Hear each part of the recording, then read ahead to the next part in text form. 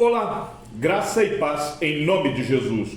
Hoje é o 264º dia de leitura da Bíblia na ordem cronológica dos acontecimentos.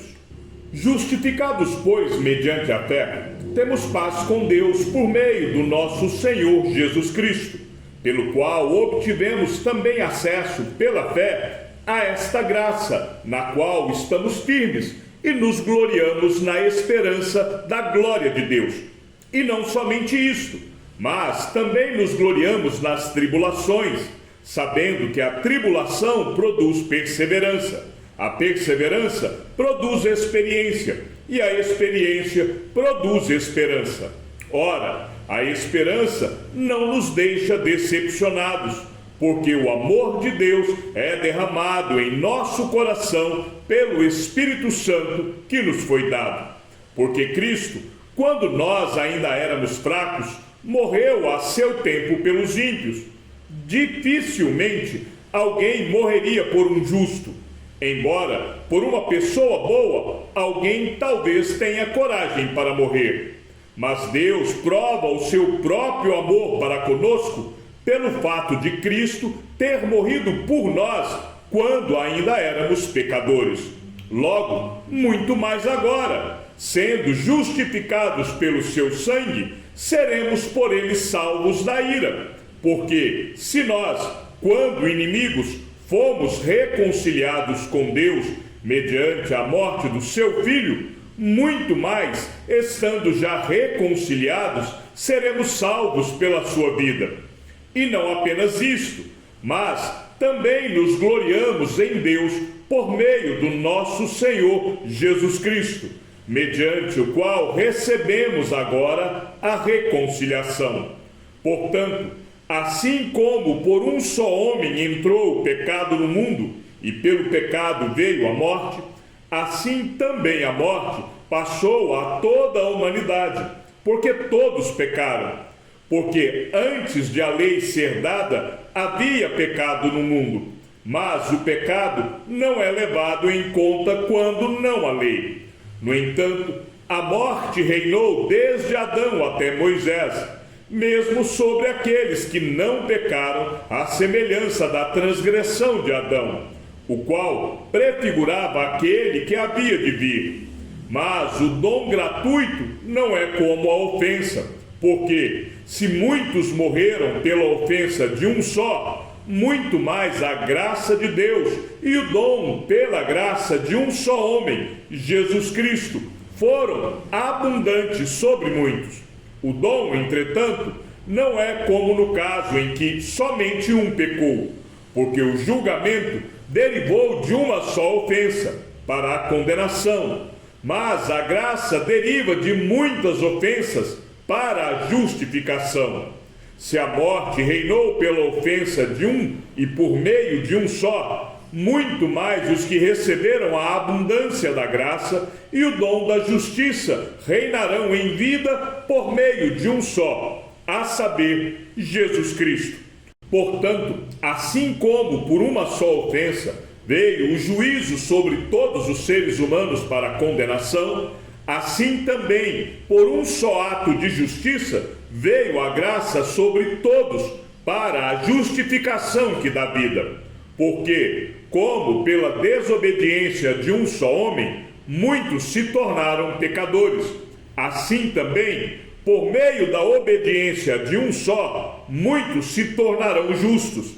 A lei veio para que aumentasse a ofensa, mas onde aumentou o pecado, aumentou muito mais ainda a graça, a fim de que, como o pecado reinou pela morte, assim também a graça reinasse pela justiça que conduz à vida eterna, por meio de Jesus Cristo, nosso Senhor.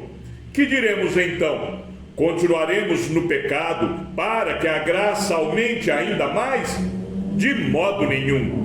Como viveremos ainda no pecado, nós que já morremos para ele?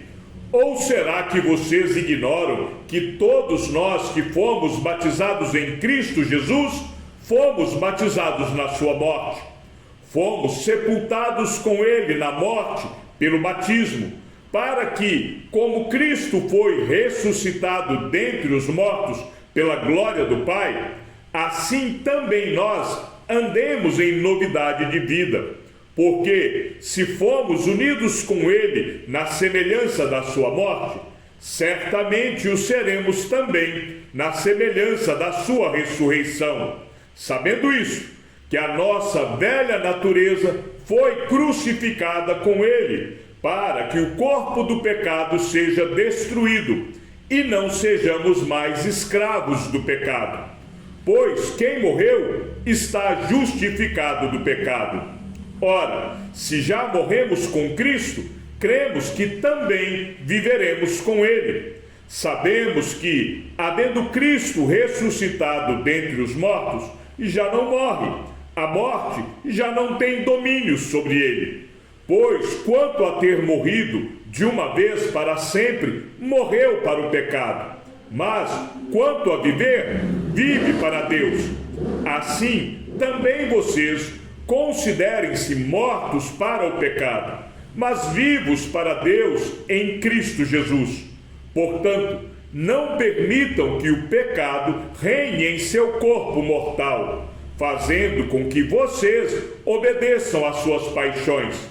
Também não ofereçam os membros do corpo ao pecado como instrumentos de injustiça, mas como pessoas que passaram da morte para a vida. Ofereçam a si mesmos a Deus e ofereçam os seus membros a Deus como instrumentos de justiça, porque o pecado não terá domínio sobre vocês, pois vocês não estão debaixo da lei, e sim da graça.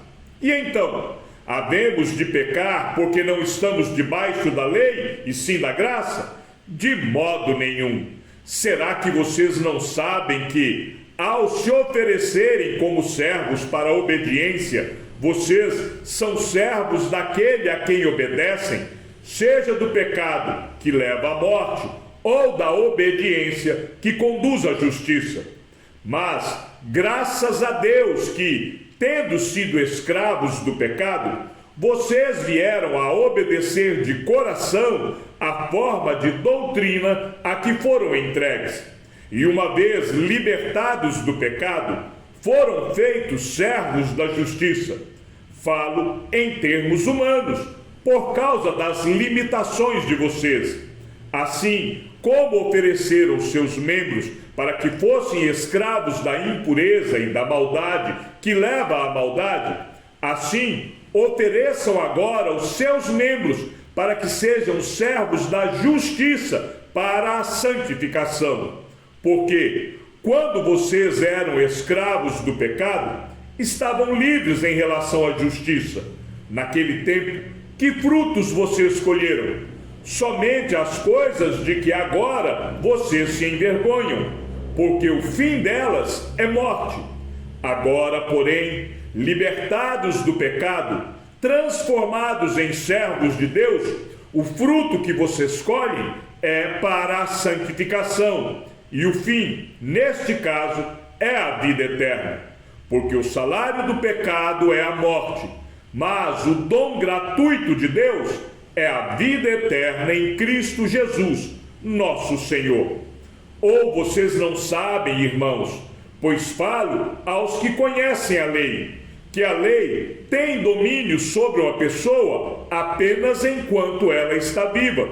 Por exemplo, a mulher casada está ligada pela lei a seu marido enquanto ele vive, mas se o marido morrer, ela ficará livre da lei conjugal, de modo que será considerada adúltera se, enquanto o marido estiver vivo, ela se unir com outro homem.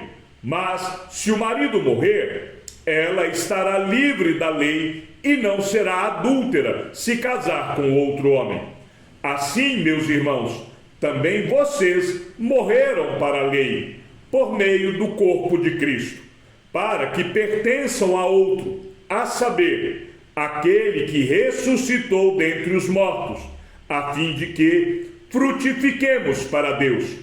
Porque, quando vivíamos segundo a carne, As paixões pecaminosas despertadas pela lei operavam em nossos membros, a fim de frutificarem para a morte.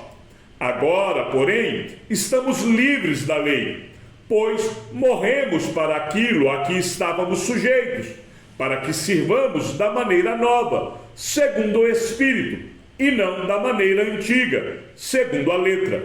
Que diremos então? Que a lei é pecado? De modo nenhum. Mas eu não teria conhecido o pecado, a não ser por meio da lei.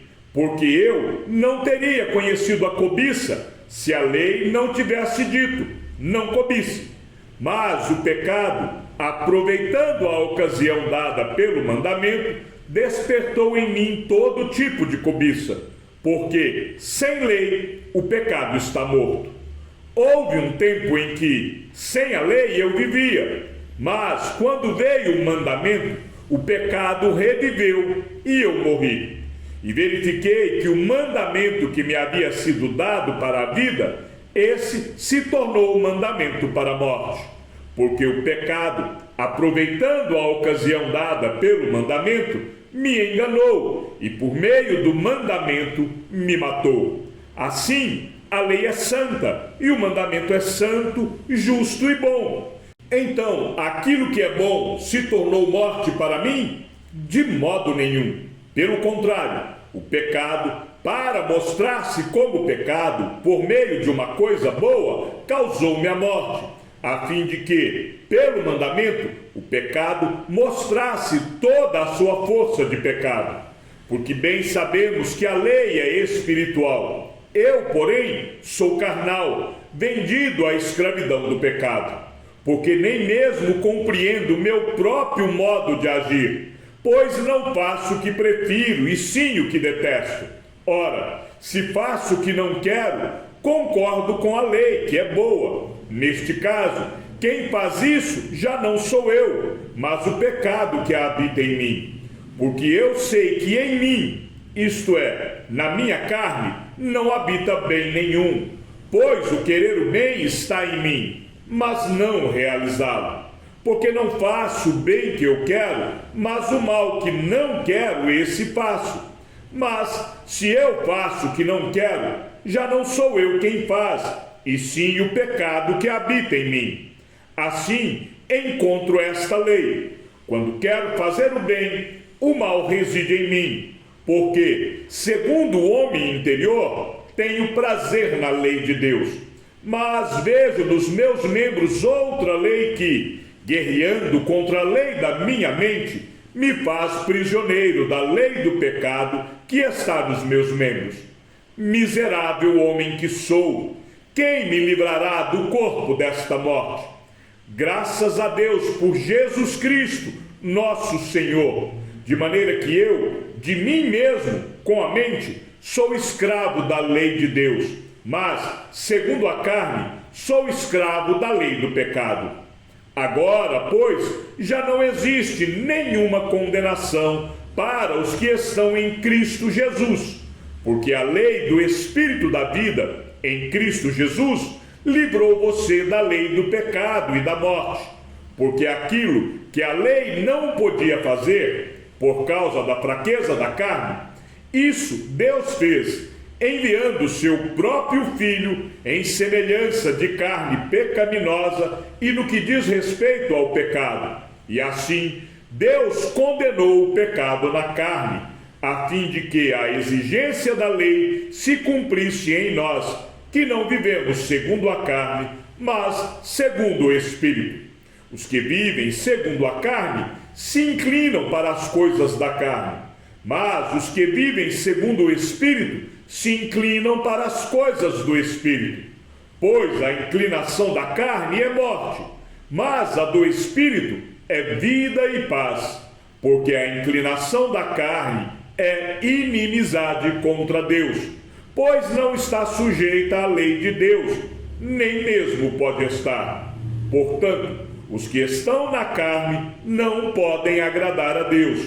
Vocês, porém, não estão na carne, mas no Espírito, se de fato o Espírito de Deus habita em vocês. E se alguém não tem o Espírito de Cristo, esse tal não é dele. Se, porém, Cristo está em vocês, o corpo, na verdade, está morto por causa do pecado, mas o Espírito é vida por causa da justiça.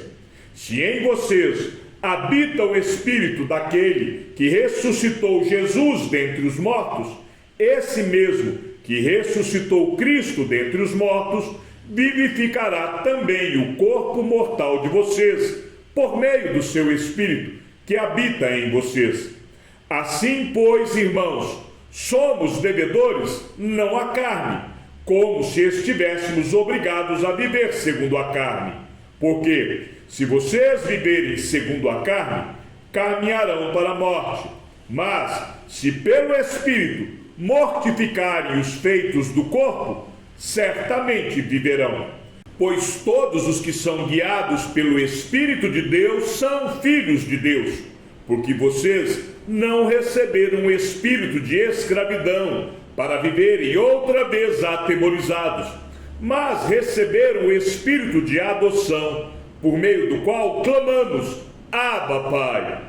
O próprio Espírito confirma ao nosso espírito que somos filhos de Deus. E se somos filhos, somos também herdeiros, herdeiros de Deus e co-herdeiros com Cristo, se com Ele sofremos, para que também com Ele sejamos glorificados.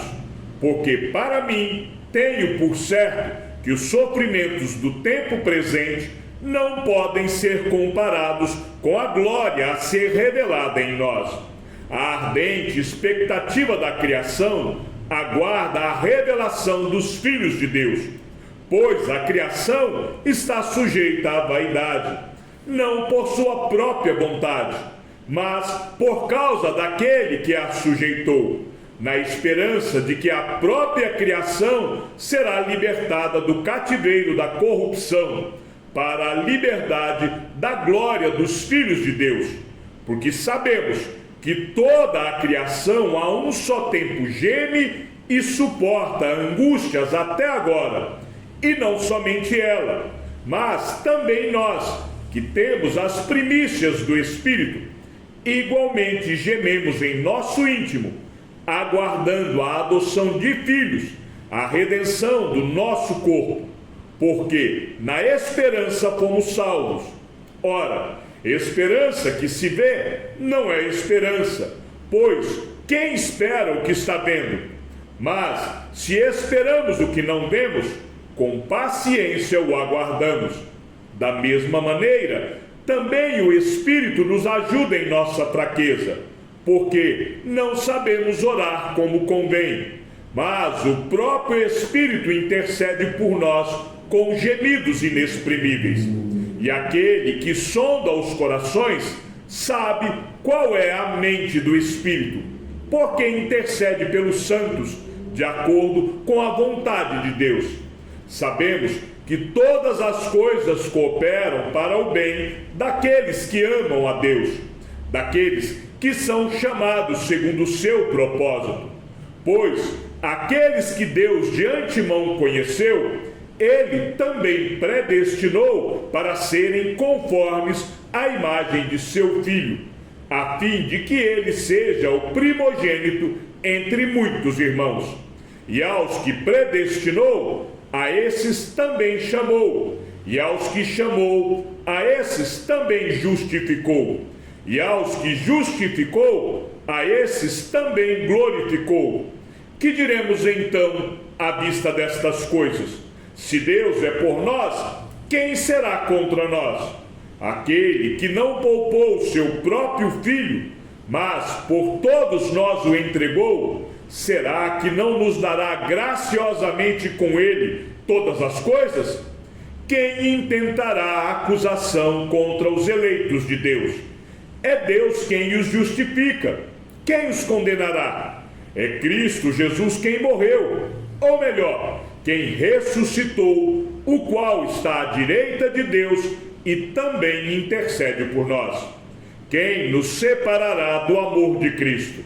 Será a tribulação, ou a angústia, ou a perseguição, ou a fome, ou a nudez, ou o perigo, ou a espada. Como está escrito: por amor de ti, somos entregues à morte continuamente. Fomos considerados como ovelhas para o matadouro. Em todas estas coisas, porém, somos mais que vencedores, por meio daquele que nos amou. Porque eu estou bem certo de que nem a morte, nem a vida, nem os anjos, nem os principados, nem as coisas do presente, nem do porvir, nem os poderes, nem a altura, nem a profundidade, nem qualquer outra criatura poderá nos separar do amor de Deus que está em Cristo Jesus, nosso Senhor. Chegamos ao fim da leitura de nosso 264º dia. Que o Senhor seja com o teu espírito e que a graça seja com todos os que amam sinceramente a nosso Senhor Jesus Cristo. E ao Deus único e sábio seja dada toda a glória, e que a sua vida seja sempre para mais em Cristo Jesus. Um forte abraço e até amanhã, se assim o Senhor nos permitir.